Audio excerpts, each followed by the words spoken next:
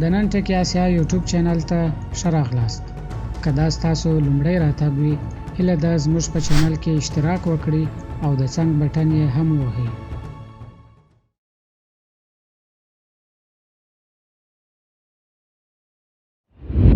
د 1442 هجري قمري کال د نیکمرغه کوچني اختر د رارسېدو په مناسبت د عالی قدر امیر المؤمنین شیخ الحدیث مولوي هبت الله اخندزاده حفظه الله د مبارکۍ پیغام.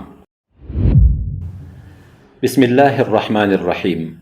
ان الحمد لله نحمده ونستعينه ونستغفره ونعوذ بالله من شرور انفسنا ومن سيئات اعمالنا من يهده الله فلا مضل له ومن يضلل فلا هادي له واشهد ان لا اله الا الله وحده لا شريك له واشهد ان محمدا عبده ورسوله صلى الله وسلم عليه وعلى آله وأصحابه أجمعين ومن تبعهم بإحسان إلى يوم الدين.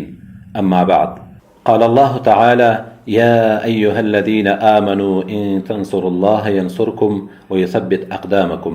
صدق الله العظيم.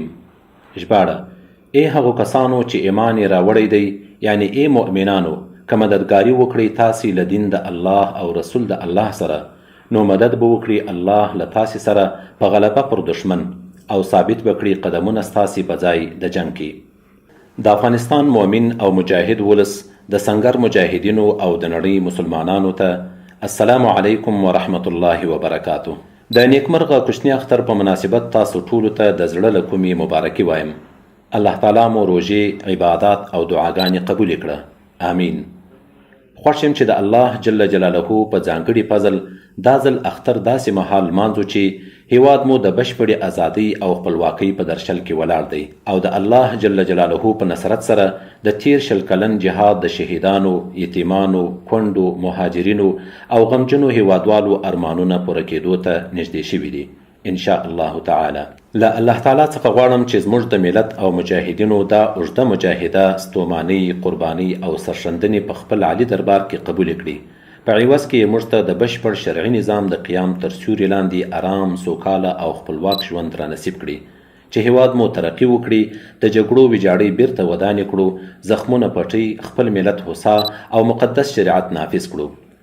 اړینه ده چې په دې لاره کې د خپل ځورېدلي ملت د زغم او میړانې او د خپلو مجاهدینو ورونو د سرښندنو او غیرت قدرداني وکړو. د بندیانو، زخمیانو، معلولینو، یتیمانو او د ځورېدلو هیوادوالو قربانۍ وستایو او له الله تعالی څخه د قبولیت دعا ورته وکړو. ګرانو هیوادوالو، د خپلواکۍ ترلاسه کولو وروسته مو هیواد بیا ودانولو او په پښو درېدلو ته شدیده اړتیا لري. راځئ چې ټول د خپل هیواد په بیرته آبادۍ کې په اخلاص سره ونډه واخلو، ترڅو د شرعي نظام په سیوري کې یو مرفه او آباد هیواد ولرو. د دې کار لپاره له شخصي منافعو او جاه طلبیو څخه تیر شو، اسلامي ارزښتونه او ملي ګټې معیار وګرځوو، د عفو، درګذر او یو پر بل د ترحم له لارې یو غښتلی او متحد ملت واوسو. موږ خپل ټول ولس ته ډاډ ورکوو چې د اشغال له خاتمې وروسته به یو داسې افغان شموله اسلامي نظام رامنځته کیږي چې ټولې پرګنې به پکې د خپل اهلیت او استعداد په بنا ځان وویني، د هیڅ چا په حقه حقوقو به تیری نه کیږي ان شاء الله. په مقابل جانب کې ولاړو افغانانو باندې یو ځل بیا غږ کوم چې نور د جنگ د دوام لپاره هیڅ ډول هڅه ونه کړي. دا هیواد د افغانانو ګډ کور دی. موږ تاسو باید د اسلام په احکامو سره راجمع شو، له اختلافاتو او هر ډول تعصبونو څخه ځان وساتو. د اسلامي امارت غیره د ټولو هغو افغانانو پر مخ خلاصه ده چې په تیر کې زموږ سره په مخالفت کې پاتې شوي. هغوی ته د عفو او نزدېکت لاس اوږدوو او د حق د لارې د ملګرتیا دعوت ورکوو. له سرزورۍ، عقدې او دښمنۍ څخه هیڅ نه جوړیږي، خو برعکس له تحمل، زغم او حقیقت منلو څخه ملتونه عزت او ویاړ ته رسیږي.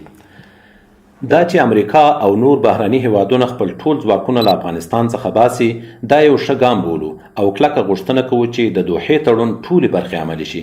متاسفانه چې تر اوسه پورې امریکایي جهت د لاسلیک شوي توافقنامې څخه په مکرر ډول سرغړونې کړي دي او ولسي خلکو ته یې درانه ځاني او مالي تلفات اړولي دي. د ژمنې پر خلاف پاتې بندیان چې باید د مذاکراتو له پیل څخه 3 میاشتې وروسته آزاد شوي وای، لا هم نه دي خلاص شوي. له تور او جایزه لیستونو څخه د اسلامي امارت د مسؤلینو نومونه لا نه دي ایستل شوي او په دې وروستیو کې یې بله سرغړونه دا وکړه چې د بهرنیو ځواکونو د ایستلو بهیر یې له می میاشتې څخه تر سپتمبر پورې وغځاوه. دا په داسې حال کې ده چې اسلامي امارت په خپل اړخ کې ټول تعهدات عملي کړي او په خپلو وعدو یې د شریعت مطابق وفا کړې ده. موږ یو ځل بیا ټینګار کوو چې باید هر څه د دوحې له توافقنامې سره سم پر مخ لاړ شي. نور له پارونکو اعمالو او خلاف ورزیو څخه جدي ډډه وشي. که چیرې امریکا بیا هم په خپلو ژمنو وفا نه کوي نو نړۍ باید شاهده واوسي چې د عواقبو مسؤلیت به بیا د امریکا په غاړه وي. اسلامي امارت به په هر قیمت د خپل هیواد له استقلال او خپلواکۍ څخه دفاع وکړي او دا خبره په تیرو 20 کالو کې ثابته کړې هم ده. د افغانستان اسلامي امارت له نړۍ، سیمې او ګاونډیو هیوادونو سره ښې او مثبتې اړیکې غواړي ترڅو په اړوندو برخو کې یو له بل سره د انساني او ډیپلوماټیکو تعاملاتو له مخې د خپلو ولسونو د سوکالۍ او پرمختګ لپاره د متقابل درناوي او ښه چلند په اساس د شرعي اصولو په چوکاټ کې د همکارۍ اړیکې ولرو. اسلامي امارت ټولو ته ډاډ ورکوي چې د افغانستان له خاورې څخه به هیڅ چاته ضرر نه رسیږي. همدارنګه له ټولو څخه غواړي چې د افغانستان په داخلي چارو کې مداخله ونه کړي. د ملګرو ملتونو له سازمان او نورو ذیدخله هیوادونو څخه غوښتنه کوو چې د افغانستان په قضیه کې خپله کامله بېطرفي وساتي. د افغانستان د خلکو د ژوند، عقیدې، طرز او تفکر په اړه داسې هڅې ونه کړي چې هغه زموږ د ولس له غبرګون سره مخ کیږي.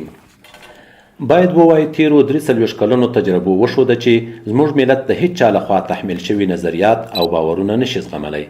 دا ملت حق لري چې د خپل دین، عقایدو، ارزښتونو او د خپل فرهنګ له اصولو سره سم ژوند ولري. بنا باید د ملګرو ملتونو د سازمان په شمول ټول نړیوال زموږ دغه حق ومني او درناوی ورته وکړي. موږ ته مذاکرات او تفاهم اولویت لري. له همدې کبله مو د مذاکراتو لپاره قوي مذاکراتي ټیم موظف کړی ترڅو له مقابلو جهتونو سره بین الافغاني مذاکرات پر مخ یوسي. خو بالمقابل د کابل ادارې بار بار له مختلفو لارو څخه هڅه کړې او کوي چې روان سیاسي جریان سبوتاژ کړي. اسلامي امارت د قضیې مهم اړخ دی.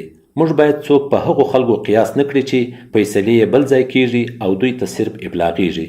هر سیاسي بهیر چې د افغانستان د مسئلې د حل په اړوند وي او له اسلامي امارت څخه د ګډون تمه کیږي باید مخکې له تفصیل سره اسلامي امارت په جریان کې واچول شي ترڅو یې د خپلو دیني ارزښتونو او د خپل ملت د علیا ګټو سره سم ارزیابي کړي او په اړه لازم تصمیم ونیسي. دا ځکه چې موږ ته زموږ د ملت هغه لوړ اهداف مهم دي چې د هغو لپاره یې سترې قربانۍ ورکړي دي. له علماء کرامو، پوهانو، سیاسي او ملي شخصیتونو او ټولو نخبه څیرو څخه هیله لرم چې په خپل هیواد کې د سوچه اسلامي نظام د اقامې او آبادۍ لپاره لاسونه سره ورکړي. د ملت د یووالي، قوت او په پښو درېدلو لپاره کار وکړي. اسلامي امارت د دوی سعی او هڅې ستایي او د راتلونکي نظام په وجود، قوت او پیاوړتیا کې د دوی له استعدادونو څخه استفادې ته اشد ضرورت لري او قدر یې کوي. اسلامي امارت خپل ټول ملت په ځانګړي ډول تجارانو او سرمایه اچونکو ته ډاډ ورکوي چې د ټولو سر، مال او عزت به په امن وي. نه یوازې دا بلکې د فعالیت او کار لپاره به مناسب فرصتونه او زمینې ورته برابریږي. کومې سیمې چې د اسلامي امارت تر ولکې لاندې دي هلته ډاډمن امنیت ټینګ دی. د خلکو حقوق نه تلف کیږي، څوک پر چا ظلم نشي کولای، د غلو، شوکونکو او مفسدینو مخه نیول شوې. تر ممکنه حده په تعلیمي، صحي، دعوتي، عمراني او فرهنګي برخو کې کار شوی او لا هم توجه ورته کیږي. اسلامي امارت د ټولو عام المنفعه پروژو، تأسیساتو او اماکنو ساتنه او حمایت کوي. د لا قوت، پراختیا او پرمختګ لپاره یې هڅه او کوشش کوي. ټولو مجاهدینو او په عموم کې ټولو هیوادوالو ته هم سپارښتنه کوي چې د عام المنفعه ځایونو کلکه څارنه، ساتنه او پالنه وکړي. چاته اجازه ورنکړي چې کوم ځای زیانمن یا تخریب کړي. د راتلونکي نسل او د هیواد د ښېرازۍ لپاره تعلیم او تربیه مهم ضرورت دی. هر ملت د تعلیم په مټ پرمختګ کولی شي. اسلامي امارت د سالم تعلیمي جریان حمایت کوي او د همدې مقصد لپاره یو ځانګړی کمیسیون توظیف کړی دی. د مدارسو، مکاتبو، پوهنتونونو او نورو تعلیمي ادارو پرمختګ یې له مهمو اهدافو څخه دی. نو لہذا باید ټول ولس د خپلو اولادونو سالمې ښوونې او روزنې ته خاصه توجه وکړي. د تعلیمي ادارو او مراکزو ساتنه او پالنه وکړي او په وړاندې خپل مسؤلیت ادا کړي. په جنگونو کې ملکی خلکو ته زیان رسیدل او هغوی طلب کېدل د ډېرې خواشینۍ او تعصب وړ دي. اسلامي امارت د ملکی تلفاتو د مخنیوي لپاره ځانګړی او باصلاحیته کمیسیون لري. مجاهدین او هیوادوال باید له یاد کمیسیون سره هر اړخیزه مرسته وکړي چې خدای مکړه په جهادي جریان کې ملکی خلک متضرر نشي. که چاته ضرر رسیدلی وي تر ممکنه حده جبران شي او په راتلونکي کې د ورته پیښو مخنیوی وشي. همدا ډول په مقابل جانب هم غږ کوو چې د ملکی خلکو له وژلو، ځورولو او ځپلو څخه لاس په سر شي. متاسفانه چې تر اوسه پورې د مقابل جانب په عملیاتو، ړندو بمباریو، توغندیو ویشتلو او نورو بریدونو کې زموږ ملکی هیوادوال طلب کیږي. زیان ورته رسیږي چې په هیڅ ډول د زغم او تحمل وړ نه ده. مجاهدین ورونه باید د خپل ولس سره له نیک او نرم برخورد څخه کار واخلي. دا ملت ډیر ستړی شوی او ځورېدلی، باید ټول ترحم پرې وکړو. باید په هیڅ ځای کې هم له چا سره ظلم او زیاتی درڅخه ونه شي. کله تاسو سره چا ظلم او زیاتی کړی وي هم باید موږ او تاسو یې د الله تعالی د رضا لپاره تحمل او هیر کړو. په خپل هیواد کې د سولې، امن او یووالي لپاره باید لا ډیر زغم ولرو او د خپل ولس قدر وکړو. ورسره شخصي اعمالو ته مو ډیره توجه وکړئ. لمنځونه په جماعت سره ادا کوئ. له ګناهونو څخه سخت ځان وساتئ. همداراز د بریا په درشل کې غرور او لویي درڅخه ونه شي، بلکې لازمه ده چې د الله جل جلاله شکر ادا کړو او لا ډیره رجوع ورته وکړو. نور هم د الله تعالی څخه نصرت وغواړو او لا ډیر توکل پرې وکړو. په پای کې یو ځل بیا د نیکمرغه کوچني اختر په مناسبت ټول ولس ته مبارکي وایم. له مالدارو او توانمندو هیوادوالو څخه هیله کوم چې په دې مبارکو شپو ورځو کې د خپلو غریبو، یتیمو، معیوبو، بېوزلو او محتاجو هیوادوالو سره مرستې وکړي. خصوصا سږکال په هیواد کې وچکالي ده. خلک مو خورا ډیری ستونزې لري. د کرونا وبا بله هغه لویه غمیزه ده چې ولس مو ورسره لاس او ګریوان دی. نو باید حتی الوسعه د دې بیچاره ولس لاسنیوی وشي. همدا ډول خیریه بنسټونه او کومک کوونکي ادارې او نړیوال سازمانونه هم باید له خلکو سره هر ډول همکاري ته خپله توجه زیاته کړي او مرسته ورسره وکړي. والسلام. د اسلامي امارت زعیم امیر المؤمنین شیخ الحدیث مولوی هبت الله اخندزاده حفظه الله.